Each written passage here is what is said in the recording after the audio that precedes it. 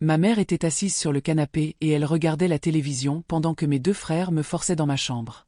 Elle entendait mes cris mais elle ne bougeait pas. Elle savait ce qu'il me faisait et elle ne faisait rien pour m'aider. Pendant 3 ans, j'ai vécu cet enfer sous le même toit qu'eux, jusqu'au jour où quelqu'un a fini par découvrir la vérité. Je m'appelle Sandrine et j'ai 36 ans aujourd'hui. Ce que je vais raconter s'est passé il y a plus de 20 ans mais je m'en souviens comme si c'était hier. Entre mes 15 et mes 18 ans, mes deux frères ont abusé de moi de façon répétée dans notre maison familiale. Ma mère savait, elle voyait, elle entendait, mais elle ne faisait rien. Elle préférait protéger mes frères plutôt que de me protéger moi. Pendant des années, j'ai cru que c'était ma faute, que je méritais ce qui m'arrivait. Aujourd'hui, je sais que j'étais une victime et que ma mère était aussi coupable qu'eux. J'ai grandi dans une famille dysfonctionnelle à Lille. Mon père était alcoolique et violent, ma mère était soumise et dépressive. J'avais 2 frères plus âgés, Malik qui avait 5 ans de plus que moi et Karim qui en avait 3 de plus. On vivait dans un petit appartement où tout le monde entendait tout. Il n'y avait aucune intimité et aucune sécurité. Mon père est parti quand j'avais 13 ans, il nous a abandonnés du jour au lendemain. Ma mère est tombée encore plus dans la dépression et mes frères ont pris le contrôle de la maison. Ils décidaient de tout, ils commandaient, ils imposaient leurs règles. Ma mère les laissait faire parce qu'elle avait peur de les perdre comme elle avait perdu mon père. Tout a commencé quand j'avais 15 ans. Malik est entré dans ma chambre un soir alors que je me préparais pour dormir. Il a fermé la porte derrière lui et il s'est approché de moi avec un regard que je n'avais jamais vu avant. Il m'a dit que maintenant que papa n'était plus là, c'était lui l'homme de la maison et que je devais lui obéir. Je ne comprenais pas ce qu'il voulait dire mais j'ai vite compris quand il a commencé à me toucher. J'ai essayé de crier, de le repousser, mais il était beaucoup plus fort que moi. Il m'a plaqué sur le lit et il a fait ce qu'il voulait pendant que je pleurais et que je le suppliais d'arrêter. Quand il a eu fini, il m'a regardé et il m'a dit que si je parlais à quelqu'un, il me tuerait. J'ai cru qu'il le ferait vraiment. Le lendemain matin, je suis allé voir ma mère. Je tremblais, je pleurais, je lui ai raconté ce que Malik m'avait fait. Je pensais qu'elle allait le mettre dehors, qu'elle allait appeler la police, qu'elle allait me protéger. Mais elle m'a regardé avec des yeux vides et elle m'a dit que je devais arrêter d'inventer des histoires. Elle m'a dit que Malik était un bon garçon et que je cherchais juste à attirer l'attention. Je n'en croyais pas mes oreilles. Après cet épisode, Malik est revenu plusieurs fois.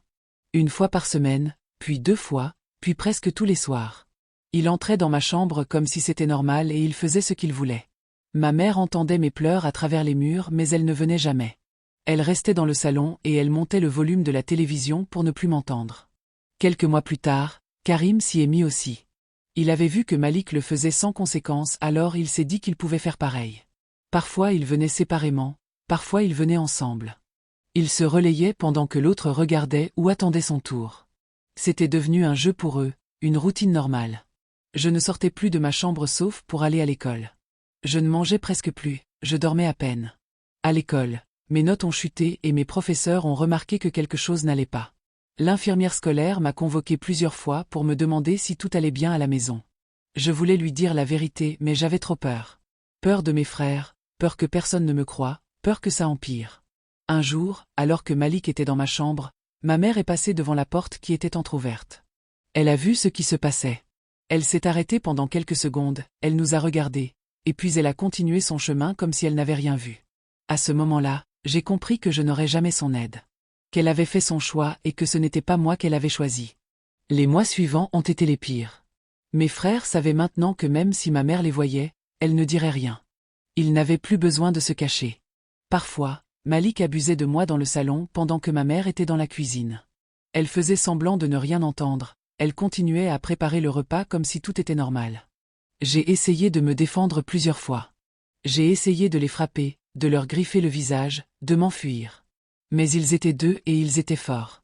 Karim me tenait pendant que Malik faisait ce qu'il voulait, puis ils inversaient les rôles. Je n'avais aucune chance contre eux. Tout a changé quand j'avais 17 ans et demi. Ma tante Leïla, la sœur de ma mère, est venue nous rendre visite. Elle habitait à Paris et on ne la voyait qu'1 ou 2 fois par an. Elle est arrivée un samedi après-midi sans prévenir parce qu'elle était dans la région pour le travail. Quand elle est entrée dans l'appartement, elle a tout de suite vu que quelque chose n'allait pas. Je devais avoir l'air d'un fantôme parce que j'avais perdu beaucoup de poids et je ne souriais plus jamais.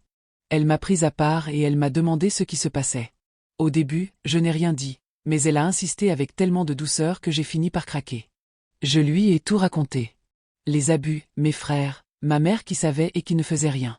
Elle pleurait en m'écoutant et elle me serrait dans ses bras. Elle m'a dit qu'elle allait m'aider, qu'elle n'allait pas me laisser ici une minute de plus. Elle est allée confronter ma mère immédiatement. La dispute a été violente. Ma tante criait, elle traitait ma mère de monstre, elle lui demandait comment elle avait pu laisser ses propres fils faire ça à sa fille.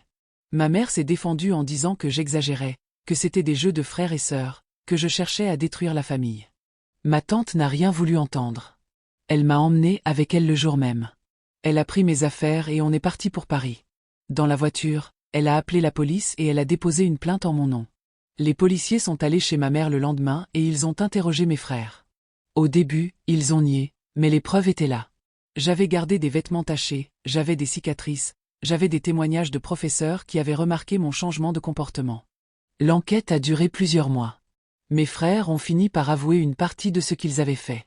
Ils ont minimisé, ils ont dit que c'était pas si grave, que j'étais consentante. Mais les médecins légistes ont prouvé le contraire.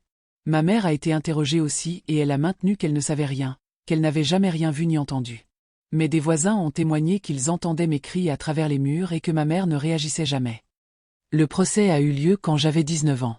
Malik et Karim ont été condamnés. Malik a pris 5 ans de prison ferme et Karim 3 ans. Ma mère, elle, a été condamnée pour non-assistance à personne en danger.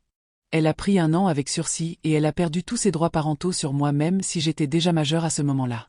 Pendant le procès, ma mère n'a jamais croisé mon regard.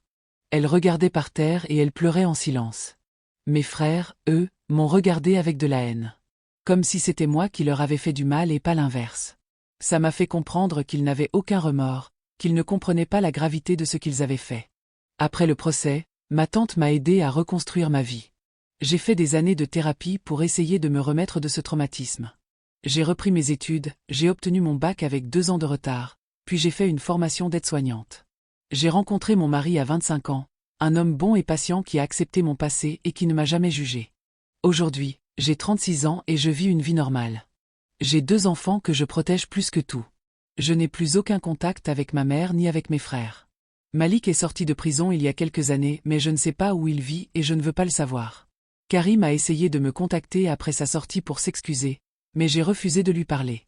Certaines choses ne méritent pas le pardon. Ma vie a été détruite pendant 3 ans à cause d'eux et à cause de ma mère qui a choisi de fermer les yeux. Je survis avec ces cicatrices tous les jours. Abonnez-vous pour plus d'histoires. Merci.